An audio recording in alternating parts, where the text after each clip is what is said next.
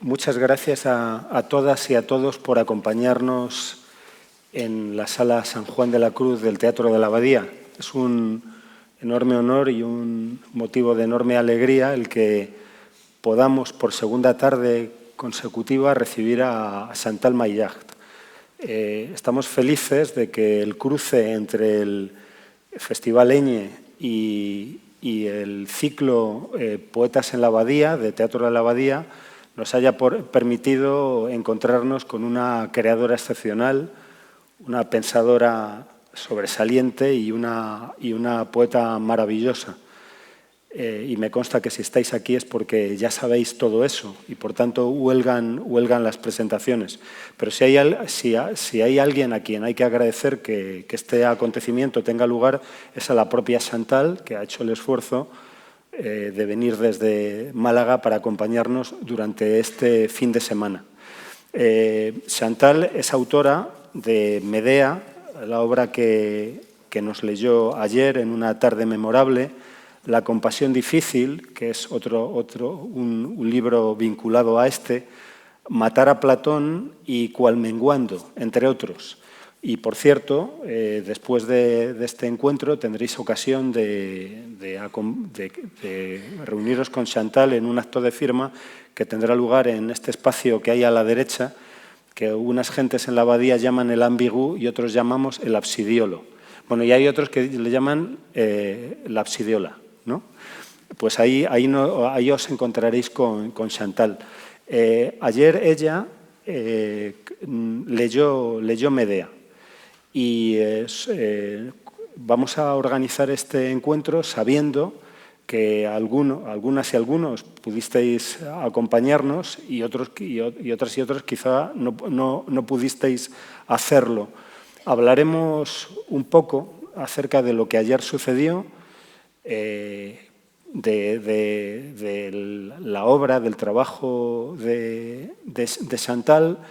En cierto momento ella nos va a proponer que veamos un fragmento de una película vinculada al personaje de Medea, sobre el que quizá podamos también conversar un rato, y en un momento dado también abriremos la conversación y quizá alguna y alguno de vosotros quiera hacer a Chantal alguna pregunta. Si te parece, Chantal, empiezo a proponerte un motivo de conversación. Sabiendo por otro lado que lo que ocurrió ayer, a mi juicio, fue tan importante, tan intenso, tan memorable, que uno se pregunta si hablar sobre ello no es de algún modo profanarlo. Pero dicho esto, creo que quiero compartir contigo alguna pregunta que quizá a nuestros espectadores también interesen, ¿no? Y quisiera, antes de hablar del contenido mismo del poema y de ese extraordinario, feroz personaje Medea, me gustaría que nos hablase un poco sobre la experiencia teatral que ayer compartimos, ¿no? Porque, por un lado, y lo hablaba con algunas de las personas que trabajan conmigo en Teatro de la Abadía, viéndote, yo me planteaba cómo sería esto con una de nuestras grandes actrices en una experiencia teatral con una escenografía, con una iluminación más compleja. Pero dicho esto, creo que lo que vivimos ayer fue una experiencia teatral completa, intensísima. Fue teatro en el sentido más hondo de la palabra. Y a este respecto quería llamarte la atención sobre algunos motivos, por si quieres comentar alguno de ellos. Uno, para empezar, sentí que era palabra escrita para ser pronunciada, que era palabra que, por supuesto, puede ser gozada en la lectura solitaria, pero que tiene una vocación de encarnarse, que está escrita con la voluntad de que llegue a un cuerpo, de que sea pronunciada en el espacio y en el tiempo. En este mismo orden de cosas me impresionó tu modo de leer. Decir que eres una gran lectora es es quedarse corto. El modo en que rompías las frases, el modo en que gobernabas el silencio, el modo en que jugabas con el peso de unas palabras y otras. Estimo su peso, decías. Pero además ocurre que me parece que todo ello es congruente con un tema que aparece, de hecho, en el propio poema, es la tensión entre la letra y su sonido. Dices en cierto momento, la memoria es sonora, todo sucede conforme a la sonoridad. Dices en cierto momento, entrar donde se está, extraordinaria frase, dice Chantal, entrar donde se está ha de hacerse al oído. Y hablas del fuera del texto. Pareces convencida, o a mí me convences de que la experiencia de la escucha va más allá de la comprensión del significado de lo que se escucha. Que hay un conocimiento en la escucha misma. Sucede, por otro lado, que estamos ante palabra para la asamblea. En este sentido es palabra ya de suyo teatral. Hablas a la asamblea, hablas contra ella, la divides. Nos dices, abandonad la buena conciencia. En cierto momento parece que nos conviertes en juez. En juez, antes que en jueces. Y ocurre, por otro lado, que acompañas esa palabra que pronuncias de ese modo tan elocuente con gestos extraordinariamente precisos que son a su vez gestos físicos poéticos. Hay una poesía en tu cuerpo. Dices, las dejo caer y dejas caer tus manos y no de cualquier manera. Caminas por el escenario, nos das la espalda, sales, cubres tu cabeza con un velo negro, ¿no? Y en dos momentos. Y sucede, por otro lado, que nos has propuesto un espacio que no es un espacio cualquiera. Había una silla ahí a mano derecha, otra aquí vacía, a la que en cierto momento te acercaste, colocaste dos orcas a distintas alturas, había un banco que también manejaste, que también utilizaste, y además nos propusiste unos cantos sobre los que quizá quieras decirnos algo. Todo esto para decir que asistimos ayer a una experiencia teatral honda, compleja, que yo creo que será inolvidable para casi todos los que la compartimos, y que hubo decisiones tuyas sobre las que quizá quieras hacernos algún comentario.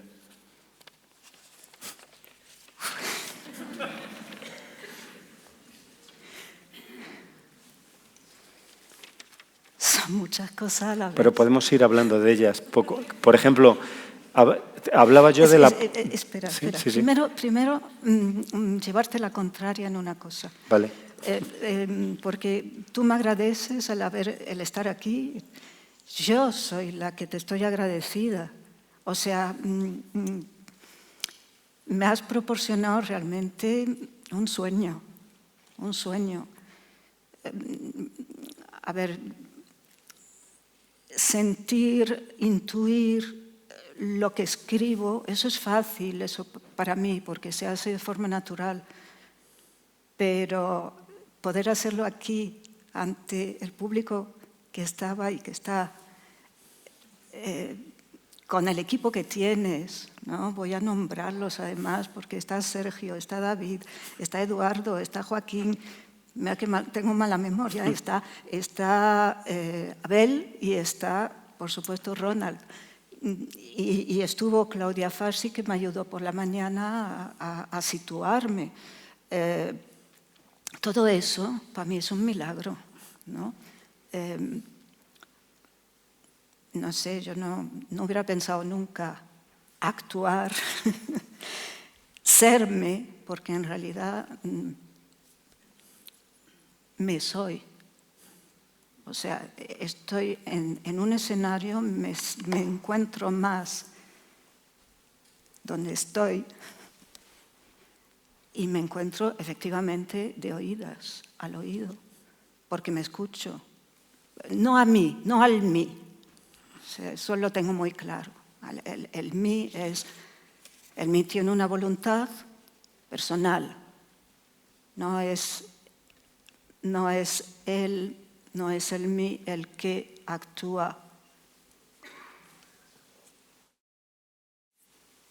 Iba a decir en un personaje, lo digo mal, ¿no?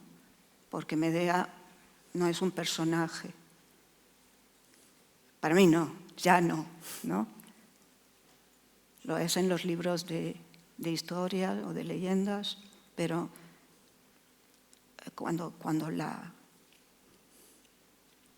vamos, Medea soy yo, más que lo que soy en el mí.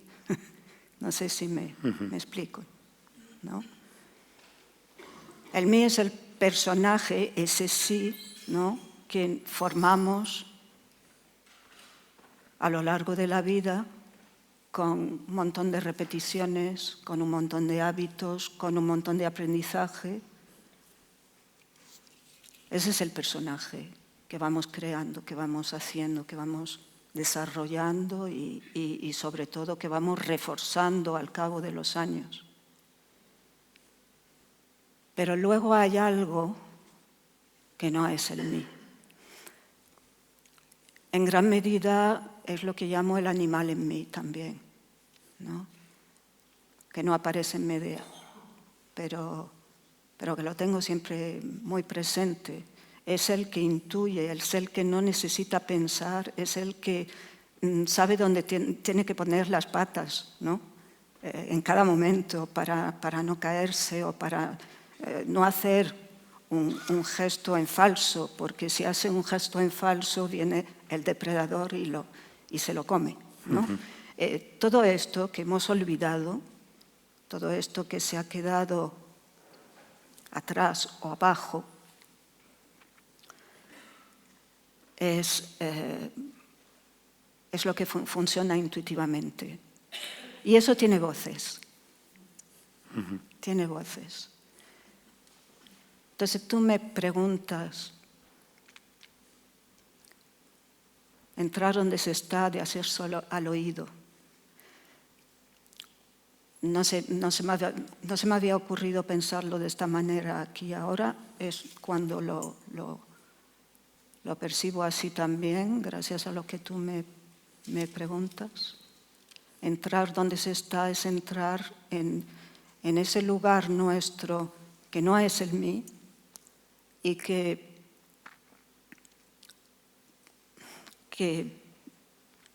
como decía Medea también, que percibe sin juicio, que no necesita pensar, ¿no? Cuando dice al final, y hablo de ella porque en realidad es ella la que ha hablado ahí, ¿no? Porque esa es otra cosa también especial, ¿no? Cuando estás concentrado en algo, puede que otra voz te atraviese, ¿no? Y diga cosas que tu personaje no diría, porque no sabe tanto. Solo sabe lo que ha aprendido, solo sabe lo que le han enseñado, ¿no? Y todo ese cúmulo de cosas, además, que tiene que desaprender para conocerse. Si no desaprendemos, difícilmente vamos a conocer más que el personaje. Entonces me he ido a, no sé, sí, el oído. Aprender al oído, también decía, ¿no? Lo que al pensar no alcanza. En realidad, tú que eres también matemático y pues quizás también tengas la experiencia de que los cuerpos son sonoros, ¿no? Son vibraciones en realidad. Un animal no humano percibe las vibraciones de otro animal, las intuye directamente y actúa en consecuencia. No necesita una serie de razonamientos para saber cuál es como el 100 pies, ¿no? ¿Cuál es la pata que pondría primero para avanzar, ¿no? Y no avanza. Todas esas vibraciones de los demás cuerpos, y no digo solo lo que llamamos cuerpos vivos, porque no creo que haya cuerpos en el mundo, es decir, nada en el mundo que no vibre. Y si todos vibramos, y si todo vibra, si apagáramos, como se apaga la luz, el razonamiento, el discurso, ¿no podríamos acaso percibir esas vibraciones? ¿Percibir la mesa en su vibración? ¿Percibir otro cuerpo en su vibración? Para mí es evidente.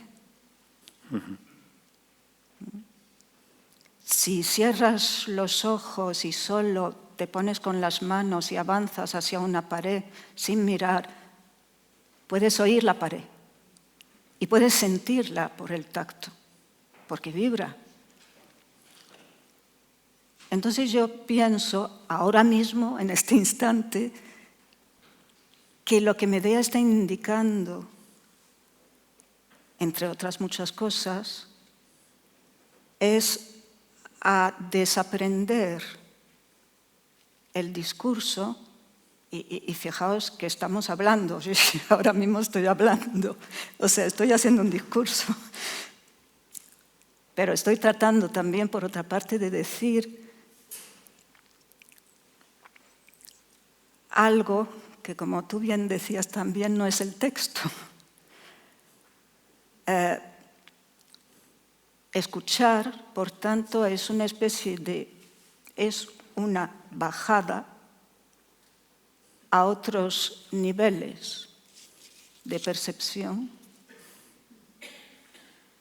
más intuitiva, más antigua, donde podemos reencontrarnos con quizás toda la estirpe de animales, de otros animales, desde los cuales hemos venido, ¿no? Bueno, esto último es discursivo, es una deducción. Tú me preguntas por las músicas también. Si me dejo algo, luego. Muy bien. Son muchas cosas las que has dicho. Me preguntas por las músicas que elegí. Bueno, la primera es fácil. La primera es Afileta, que es un grupo de Córcega, que curiosamente me encontré con que habían hecho también, después de haber escuchado otras cosas suyas, que habían hecho también una Medea. Y entonces la música que he elegido es una parte de esa pieza de Medea, pero es una pieza prácticamente de ópera, casi musical. Y las voces córcegas, curiosamente también, y aquí también tenemos otro tipo de resonancia, y es que yo creo que cuando estamos en el lugar adecuado, en el momento adecuado, se producen lo que llamo resonancias, que solemos llamar a eso casualidad. No creo que haya casualidades, ahí sí simplemente un estar convergiendo con otras cosas, con otros seres o con otras confluencias, ¿no? Confluencias. Bien, pues ese grupo de Afileta son voces córcegas que trabajan con diversas voces, no sé cómo se llama esto, no me acuerdo, pero que también parece que proceden, ese canto de Córcega parece que procede de Georgia. Y Georgia es la patria, es la antigua Cólquide, es la patria de Medea. Con lo cual ahí también había un vínculo. Por otra parte también Séneca vive su exilio en Córcega. Y Séneca escribe una tragedia que es Medea, ¿no? En la que, bueno, revisa, digamos, Eurípides a su manera. Ese es el primero. La segunda música era de Angélique Ionatos, griega, pero afincada en Francia. Ahí había un poco la historia del exilio, de la incomprensión, de la sensación de ser más bien incomprendido en otro lugar, que es lo que le pasa a Medea también, puesto que ella es extranjera en Corinto y no es comprendida. Además, es mujer, es una reina, pero es mujer y eso pues no iba bien con la idea de los aqueos, que era un patriarcado. Y bueno, las antiguas culturas, más antiguas, que a lo mejor, quién sabe si eran matriarcales o por lo menos no eran patriarcales, como la de Medea quizás digo porque bueno, esta es la historia legendaria, ¿no? Pues ella se encuentra en un territorio como una exiliada, en un territorio que no es el suyo, donde la gente no la quiere, además, porque es maga y eso pues produce terror. Y la tercera música es de un grupo que se llama Hun-Hur-Tur, si lo pronuncio bien, que es gente de un grupo de la República de Tuva que es en los confines de Siberia, cerca de Mongolia, y son cantos de Mongolia. Pero son cantos de doble, ¿cómo le llaman a eso? Que hacen varias voces en una. Es una especie como de distorsión o de difracción más bien de la voz. De hecho, el nombre que llevan quiere decir ese fenómeno que ocurre cuando atardece y el sol se pone o el sol se levanta sobre las estepas de Siberia. Parece que hay una difracción de la luz, pero ellos lo hacen con su voz, esa difracción, ¿no? Y la pieza que me conmovió muchísimo fue esta que puse al principio solo, que se llama Llamada a los ancestros. Entonces me pareció que iba pues como anillo al dedo, ¿no? Porque en realidad Medea bajaba, ¿no? Iba a su cueva y bajaba, ¿no? Y se internaba en ella misma. Y es también en ese abajo donde buscamos otras voces, las voces de los ancestros. Sí, sí. Yo guardaría silencio y estaría escuchando a Chantal cuanto tiempo ella quisiese hablar, pero dado que ahora haces un silencio, pues me atrevo a tomar la palabra durante unos segundos, primero para agradecerte que hayas nombrado por sus nombres de pila a personas del Teatro de la Abadía, y me consta que ninguno de ellos va a olvidarte y que todos están deseando volver a tenerte aquí cuanto antes. Qué emocionante también es para los que trabajamos aquí que pienses que este lugar puede entrar en resonancia con otros acaso muy distantes, y que de algún modo lo que estamos haciendo aquí algo tiene que ver quizá con otro lugar que está a cientos o a miles de kilómetros, o quizá que entre en resonancia con otro tiempo. Creo que has dicho cosas muy importantes en estos minutos, y a partir de lo que has dicho, algo que se me ocurre es preguntarte si de algún modo esta Medea que nos presentaste ayer y que aparece en tu poema es de algún modo una maestra del desaprender. Tú has hablado de esa necesidad de desaprender, de liberarse de esos automatismos, de esas repeticiones que constituyen ese mí con el que nos guiamos en el Teatrum Mundi, ¿no? Medea nos pediría esa escucha de lo que está más abajo, que escuchásemos lo que está más abajo. ¿Acaso el animal que hay en nosotros e incluso el depredador que hay en nosotros? Y esto lo vinculo a una pregunta que todavía no has contestado y que no tienes por qué contestar, porque es solo una provocación, es solo una sugerencia, y es la relación de esa palabra que sostenías ayer y esos caminos y esos gestos que hacías con la asamblea. O sea, podrías haber leído tu poema ignorándonos, ¿no? Pero tú nos interpelabas. Había momentos en que te dirigías a nosotros, como si nos estuvieses hablando al oído a cada uno de nosotros, y nos decías a cada uno de nosotros: abandona la buena conciencia, ¿no? ¿Me vas a permitir sí, por citarte? supuesto. Bueno. Mira, el teatro, dices, el teatro ha de hacerse contra el público. El público quiere reducir a público al espectador. El teatro debe combatir esa reducción. No ha de dirigirse al público, sino a cada espectador.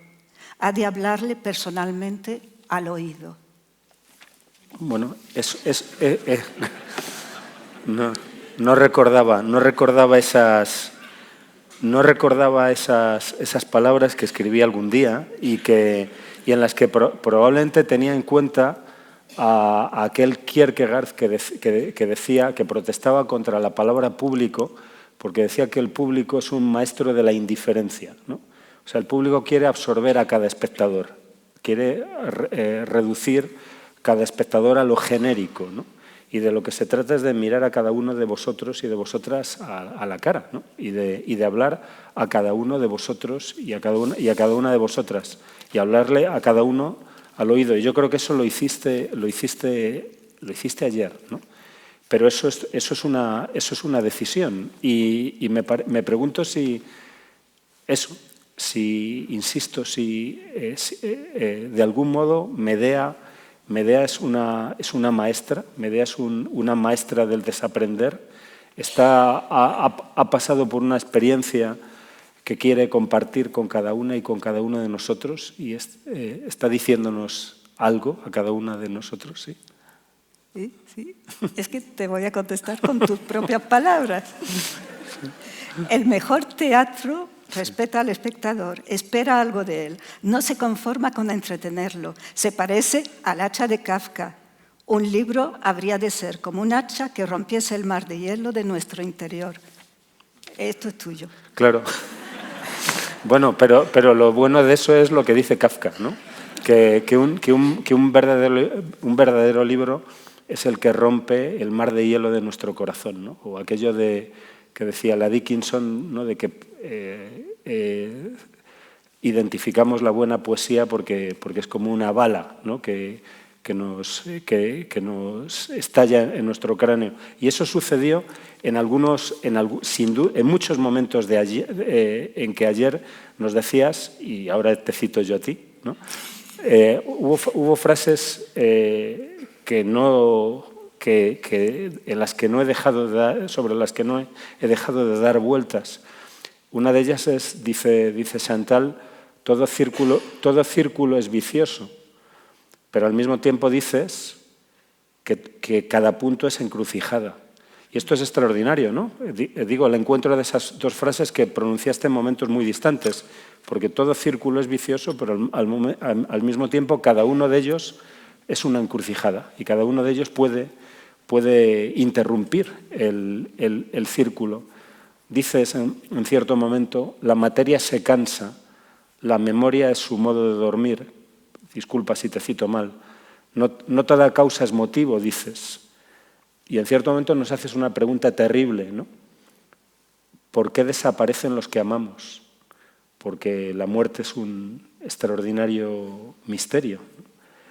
La moral confirma el orden de los justos, nos dices, y también nos dices que la verdad, cuanto más verdadera, es menos cierta. Y en un momento final, ¿cómo me has hecho repensar en esta frase cuando ahora hablabas de por qué has elegido esas músicas y por qué y cómo de pronto una de ellas está vinculada a Séneca? Dices, en cierto momento todo es simultáneo, actúa sin buscar la salida ni aplazarla. ¿Quieres decir algo respecto de alguna de estas frases? Es que esto es mucha difracción ya. Sí. Son muchas cosas, ¿no?, lo que hay ahí.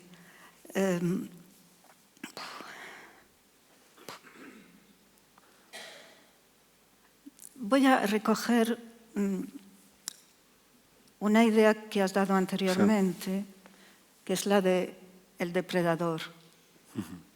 Sabernos depredadores. Vamos a ver. Hay dos dimensiones en la Medea que yo quiero, la Medea que soy, o que me ha hecho ser, que Medea me ha hecho ser, digamos.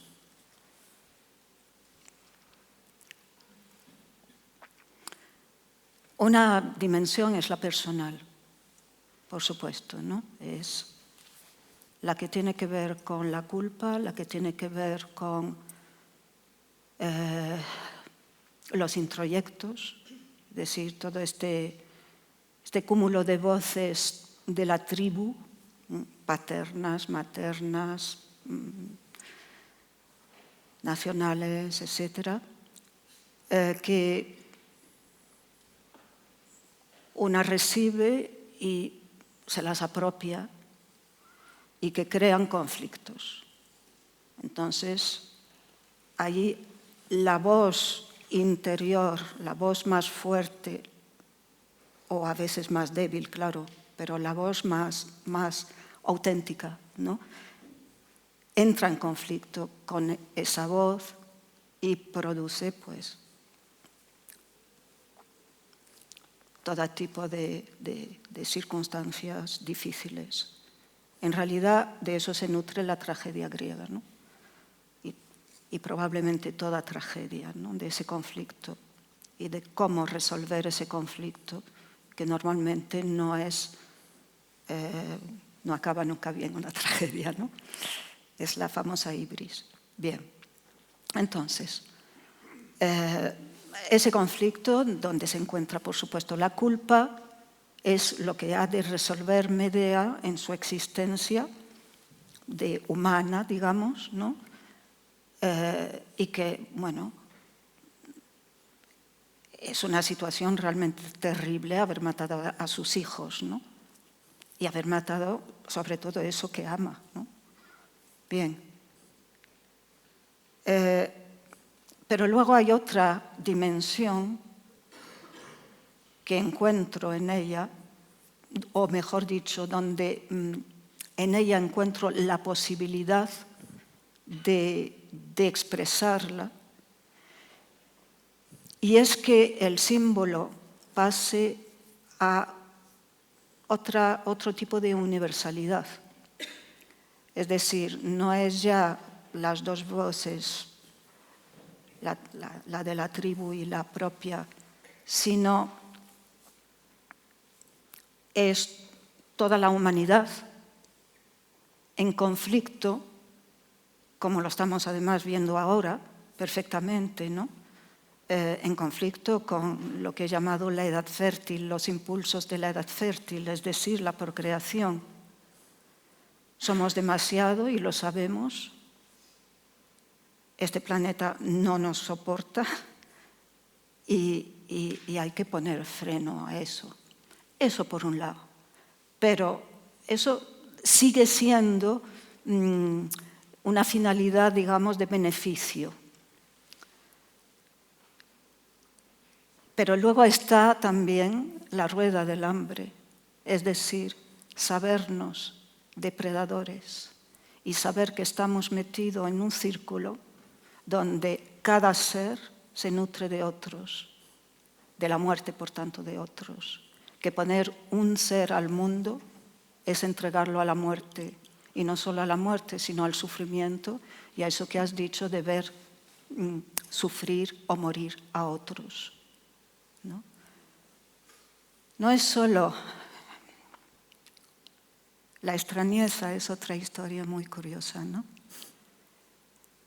Es esto de ¿por qué tenemos que ver morir a los demás, a los que amamos?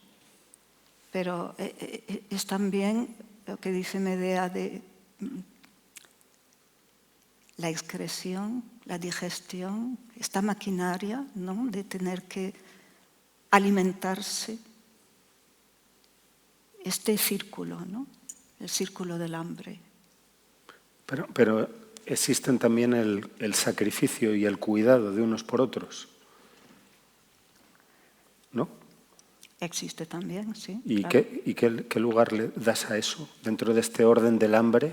Pues más terrible todavía, porque si alguien que cuida a otro tiene que verle morir, o el que es cuidado tiene que ver morir al que le cuida,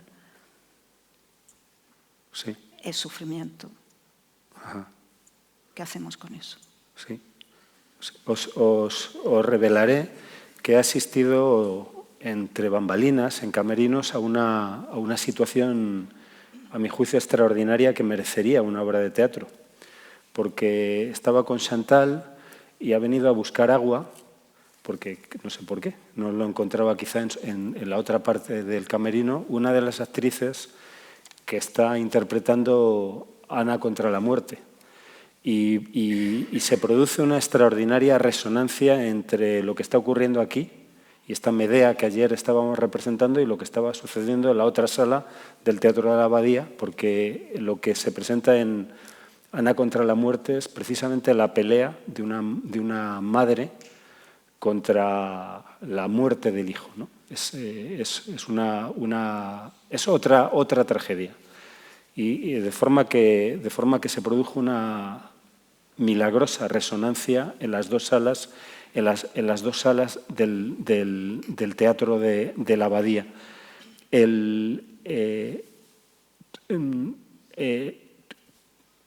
Perdona que te lo pregunte con tanta grosería, ¿eh?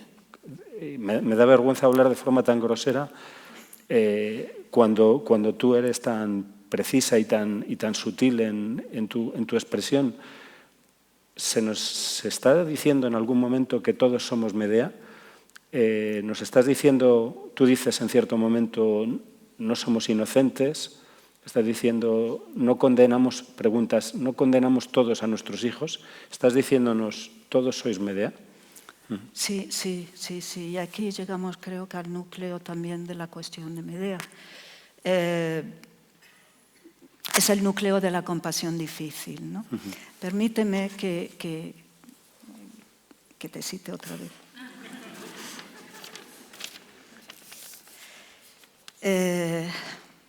Dices, ¿cómo enfrentarse a la tendencia del espectador a deslizarse al lugar de la víctima, que percibe como lugar de la inocencia? ¿Cómo enfrentarse a la tendencia del espectador a deslizarse al lugar de la víctima que percibe como lugar de la inocencia? Nada más atractivo que una buena conciencia. Pocas veces es el teatro tan útil, moral y políticamente, como cuando lleva al espectador a preguntarse por sus afinidades con el verdugo, por su complicidad con él. Pocas veces es tan útil como cuando descubre al espectador pisando lo que Levi llama la zona gris, aquella que al tiempo separa y une a víctimas y verdugos. Hasta aquí tu cita. Cuando leí esto, digo, ¿cómo es posible que desde Primo Levi, ¿no?, a mi lectura de Camus hubiese algo tan semejante y lo que dices y lo que escribo provenga de ese mismo núcleo? Camus dice, la comunidad que une entre sí a las víctimas es la misma que la que une la víctima a su verdugo. Eso es lo que me dio pie a escribir La compasión difícil, de la que luego pues, derivó el poema de Medea, ¿no? Lo que Camus quería decir con eso, con esa frase, que fue para mí como una especie de gong, ¿no? Lo que pasa es que Camus lo sitúa socialmente, ¿no? Proviene de la idea de rebeldía, ¿no? Del ser humano. Lo sitúa en lo humano y lo sitúa en lo social. Yo creo que hoy en día se puede ser más amplio, ¿no? Porque víctimas somos todos los seres y verdugas también, verdugos somos todos los seres.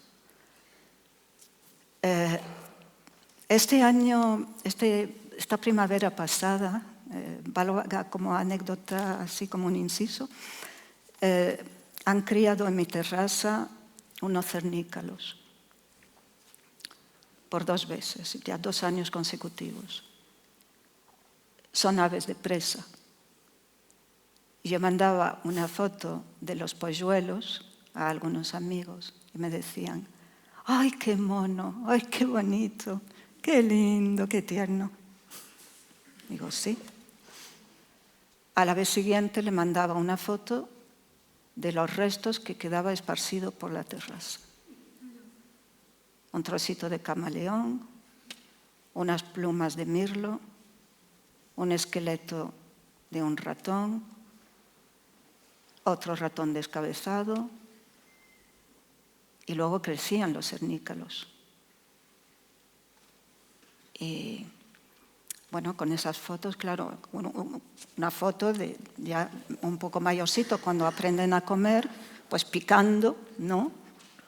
Sacándole primero las vísceras a la presa, ¿no? Y todo eso ante mis ojos, y mandaba la foto. ¡Ay, qué horror! Bueno, claro. Sí. Es que esa es la vida. Es que es el círculo del hambre. Y yo estaba escribiendo Medea y estaba viendo eso delante de mí. Fue una lección impresionante. O sea, es como corroborar lo que dices, ¿no? Bueno, volviendo a la historia de Camus y la tuya de Levi. Levi, dices tú, la zona gris, ¿no? Para Camus era que existe en todo ser humano un lugar común, desde donde sabemos que somos lo mismo el culpable que la víctima que lo culpable. Y esa es para mí la compasión difícil, ¿no? Y eso es lo que la otra clave que me apareció y que me destrozó fue la película de Lars von Trier sobre, Medea, se llama Medea también. Es la historia de Medea, pero tal como Lars von Trier ve a sus personajes, que es con una impresionante conmiseración. Todas sus películas tienen eso. Tienen a un personaje inocente o a muchos personajes inocentes en medio de una sociedad en la que tienen que actuar y reaccionar. Entonces todos somos ese inocente y todos somos culpables, ¿no? Y esa es la clave de Medea, de la historia Medea para mí, ¿no? Esa difícil compasión que no es la facilidad de compadecer a un inocente, que como tú bien dices, es muy fácil, porque nos da buena conciencia, efectivamente. Y es contra eso, contra lo que Medea se revuelve en la parte segunda, que es la parte del juicio, ¿no? Cuando llega y dice, yo no pedí clemencia, y se defiende, ¿no? Y se empodera. Lars von Trier tiene esa capacidad de mostrarnos sin decirlo, eso mismo, todo eso, pero todo eso en un fragmento. Cuando llegué a uno de los momentos finales, que es el ahorcamiento de los dos niños, bueno, yo creo que podemos invitarles a verlo, ¿no? Sí, ¿te parece que lo veamos? Luego... Muy bien. Vamos a ver un fragmento que nos propone Chantal de la película de von Trier. ¿Veis bien? No, me quito.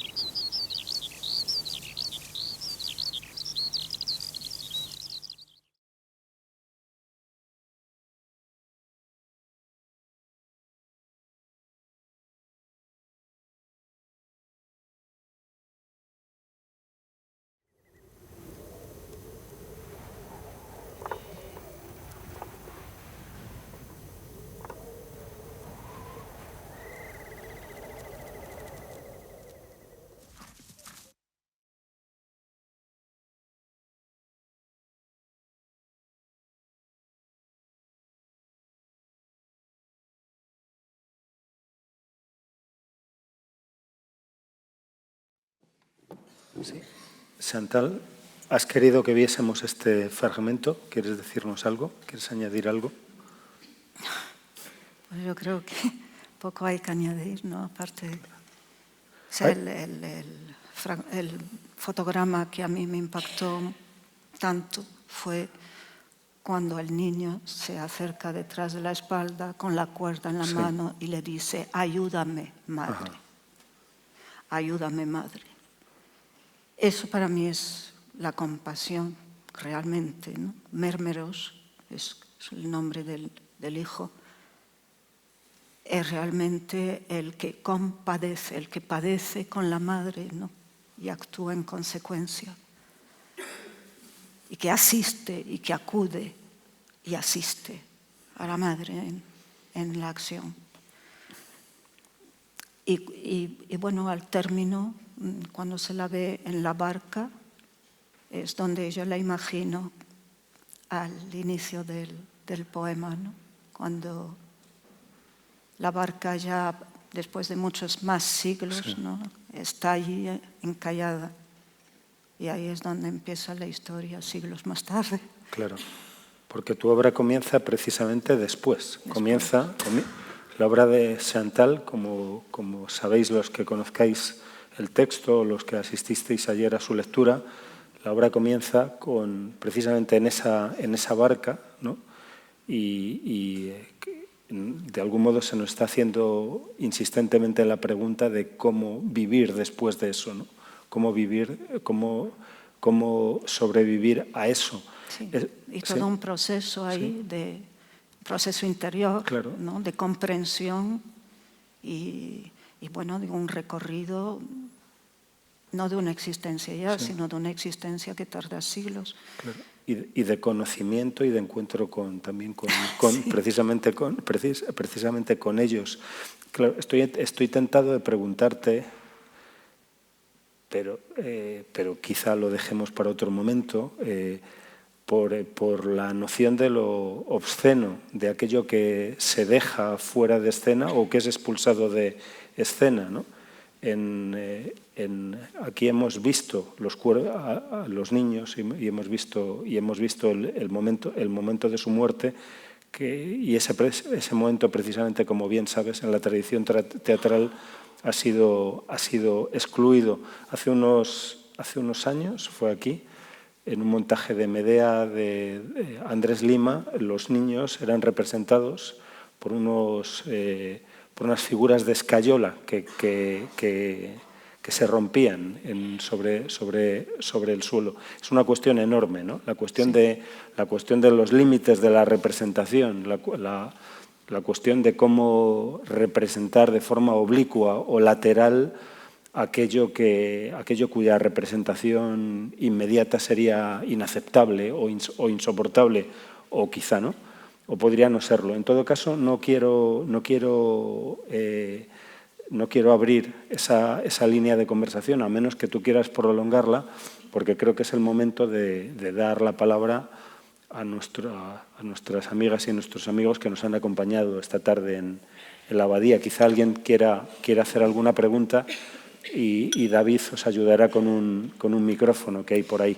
Si hay alguien que quiera preguntar algo a Chantal, por supuesto también en un momento dado puede haber alguien que quiera hacer algún comentario o alguna pregunta en torno a cualquier otra obra de Chantal. Si alguien tiene alguna pregunta o sí. Sí, yo le quería preguntar, en ese círculo del hambre, ¿dónde está Dios, lo sagrado? ¿Qué es Dios?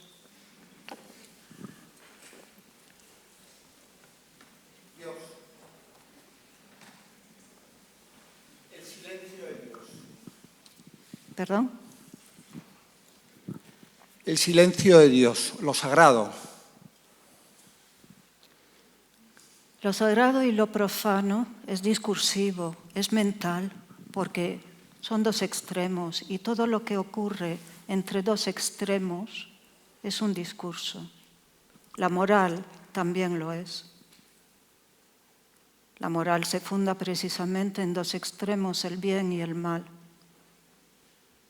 Eso, son creaciones de la mente discursiva.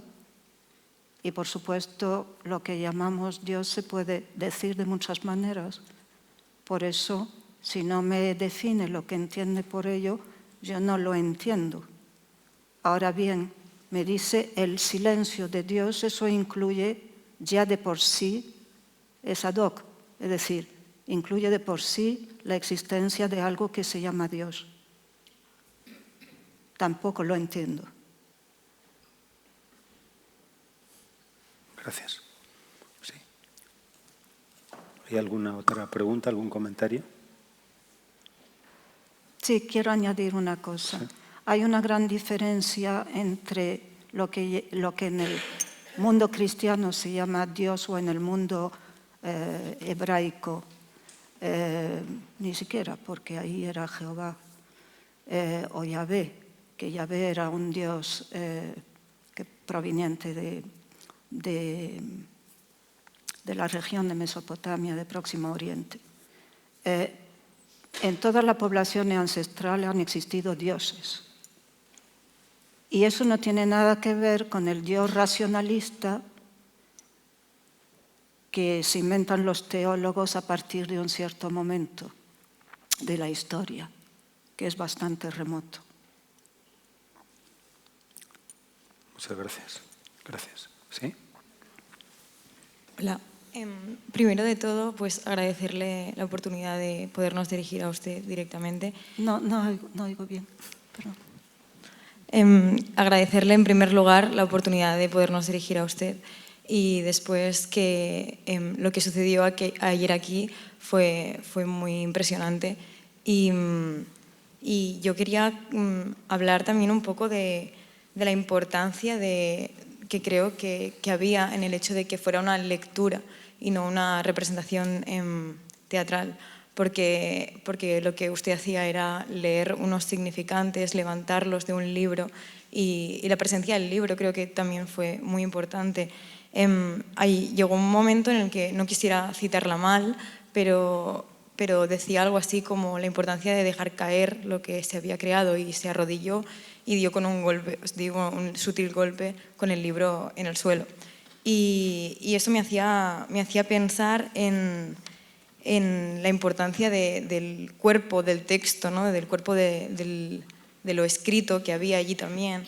Y con ello, lo que nos ha proyectado hoy de la película de Medea me hacía pensar en la experiencia del límite de la escritura y del lenguaje de Maurice Blanchot, de la experiencia en la que el sentido y el sinsentido se unen y se sale afuera del texto porque es necesario un roce con la muerte en la escritura, ¿no? Y me preguntaba si puede leerse Medea o si puede entenderse su Medea, por lo menos, hasta qué punto en un sentido autorreflexivo del lenguaje, ¿no? Porque eso de que todo poema se dice a sí mismo, yo pensaba en la importancia de matar lo que se escribe, ¿no? Y de dejar caer lo escrito también así. Gracias.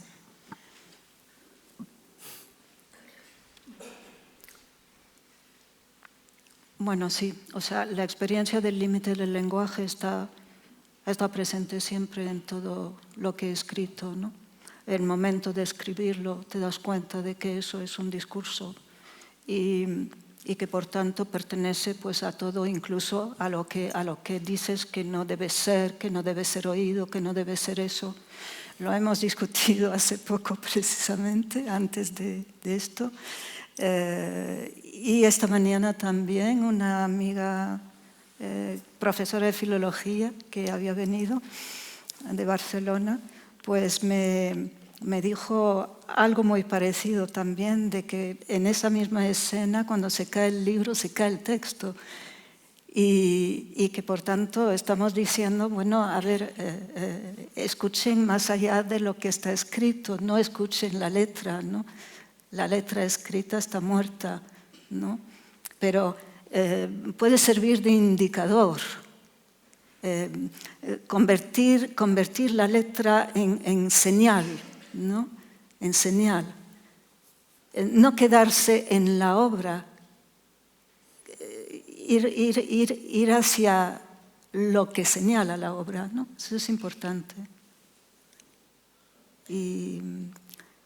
Y sí, de alguna manera está eso presente cuando discurres. Ahora mismo, cuando estoy hablando, antes he respondido a la pregunta anterior pues con referencia a la dualidad del lenguaje. Bien, lo estoy usando ahora mismo, con lo cual parece una contradicción, y lo es, salvo que en el oyente con el que trato de comunicar lo que estoy diciendo se vaya más allá de eso. Sí, las palabras que se dicen provienen de ahí, claro, si no, pues estamos, como digo, en superficie, ¿no? En la superficie, que es el lugar de la comunicación, y ese lugar de la comunicación es indispensable.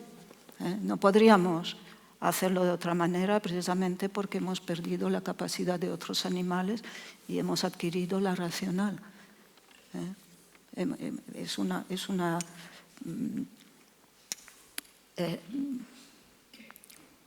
¿cómo se dice? Una exuberancia de la mente que tendría que servir para cosas concretas. Sí. Hace unos días en este mismo lugar hablábamos sobre el teatro de Pasolini y recordábamos aquella expresión de Pierpaolo Pasolini según la cual la palabra teatral tiene un doble carácter. Por un lado es palabra escrita, pero por otro lado es vida, porque es la misma palabra, dice él, con que la muchacha lleva el cántaro a la fuente, ¿no? Sucede que el teatro es... La palabra en el teatro es palabra y diferencia, es escritura y su diferencia, y de forma que la representación no confirma la escritura, sino que combate con ella, la prolonga, hace aparecer sentidos imprevistos, ¿no? De forma que se podría decir que una forma por continuar la conversación con la compañera, de algún modo el teatro que procede de palabra nace precisamente de esa pelea con la palabra e incluso de esa muerte de la palabra que la ha originado, ¿no? Hay una última pregunta Allí hay una pregunta más para Chantal. ¿Sí? Sí.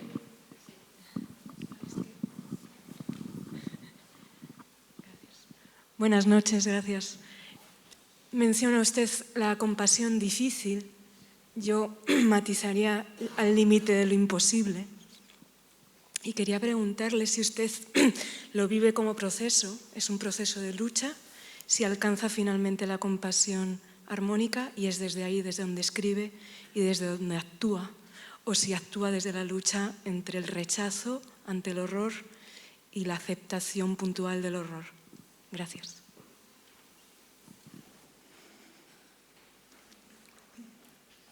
No sé si lo he entendido bien. Quizá pueda... Quizás, a ver, Sí. ¿me puedes resumir la pregunta o alargarla? Me da igual. Sí. Lo que hemos visto produce horror, produce rechazo y es un ejemplo límite de la naturaleza humana que, como dice, pues llevamos dentro esa oscuridad. Perdón, ¿a lo que hemos visto a qué se refiere? El segmento de la película. Entiendo que al escribir sobre Medea confronta a usted esto.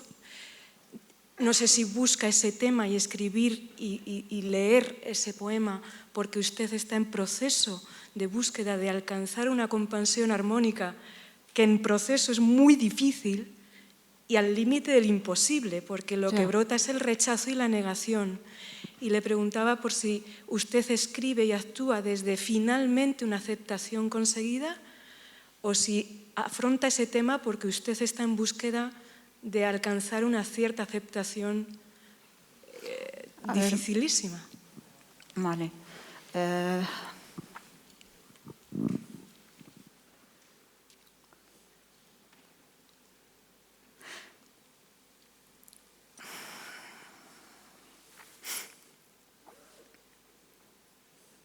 A ver, cuando digo que Medea soy yo, o que yo soy Medea,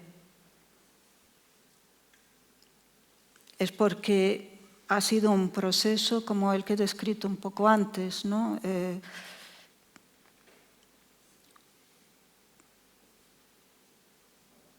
Ese conflicto personal, esa ibris de la que hablaba antes, ¿no? La culpa, hay que resolverla. Muchas personas pueden darse cuenta de que hay un conflicto en ellas o en ellos y tratar durante su existencia de resolverlo. Una de las maneras, la que particularmente me interesa porque me sirve, es la escritura, es decir, la resolución de mis conflictos personales pasan por la escritura porque la escritura me enseña. Me enseña porque llega un momento, cuando la concentración es mucha, en que el mí, al que me refería anteriormente, se deja fuera y da paso a una voz que no es del mí y que nos enseña. Y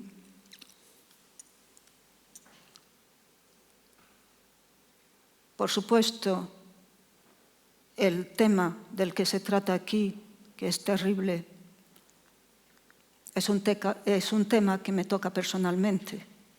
Por eso lo utilizo, buscando una salida al conflicto.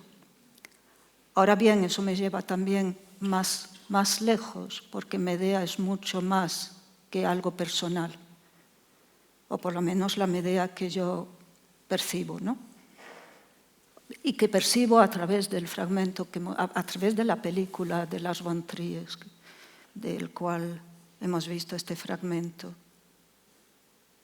Y en cuanto a hacerlo más universal, es precisamente donde se toca el núcleo de la difícil compasión, es decir, saberse y comprenderse, porque de comprensión se trata, comprenderse como víctima a la vez que como inocente, que todos somos inocentes porque venimos a este mundo como cualquier otro bicho y todos somos culpables porque probablemente hay conflictos que no sabemos resolver o los resolvemos mal y luego sentimos esa responsabilidad o esa culpa. Y hay que limpiar esas heridas. Y eso es un proceso, pero eso es un proceso que no es de actuar en un escenario, no. Es de traerlo al escenario, es de encarnarlo. Y no con la voluntad, sino siendo eso. Muchas gracias, Chantal. Bueno, creo que el encuentro que hemos tenido con Chantal ayer y hoy la confirma como una de las voces más interesantes que podamos escuchar en este tiempo. Una voz honda y alta y además extraordinariamente valiente, corajuda, ¿no? Creo que el rasgo fundamental del artista es el coraje. Y creo que es verdad que un teatro que no es divisivo es insignificante. Y un pensamiento que no es divisivo es insignificante. Y estoy seguro de que hay personas entre vosotros que han encontrado resonancias en lo que han dicho, en lo que ha dicho Chantal, y también otros que se habrán resistido probablemente a lo que ella ha dicho, ¿no? Y probablemente, precisamente para ellos, para los que han presentado resistencias a su discurso, a su decir, pues probablemente para ellos haya sido lo que ha ocurrido esta tarde especialmente útil, ¿no? El Teatro de la Abadía está feliz de haberte tenido aquí. Decía el otro día que es bonito que teatro sirva para designar tanto un lugar como para designar, para nombrar el arte que se hace en ese lugar. Y un teatro construye su historia sobre grandes fechas. Y para nosotros, estos 2 días que hemos estado con Chantal, estos 2 días que hemos compartido con Chantal, han sido muy importantes en la historia del Teatro de la Abadía. Y queremos, Chantal, verte pronto. Te estamos muy agradecidos y ya estamos empezando a buscar fecha para tenerte aquí. Y la hemos descubierto quienes sabían de ella como una pensadora y como una poeta, la han descubierto como una mujer de teatro. Es claro que es una creadora teatral y el Teatro de la Abadía te necesita. Muchas gracias, Chantal.